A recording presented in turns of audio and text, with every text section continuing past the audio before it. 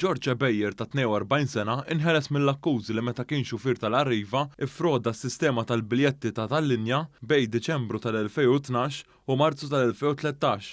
Bejjer kien akkużat li kien iħassar il-biljetti u l-flus mill-vjaġġi kien iżommhom għalih. Fil-qorti il-Maġistrat Claire Stafford Zammit qalet kif il-każ ippreżentat mill-Pulizija kien wieħed inkonklusiv hekk kif id-dokumenti li resqet il-prosekuzzjoni kienu mill-2011.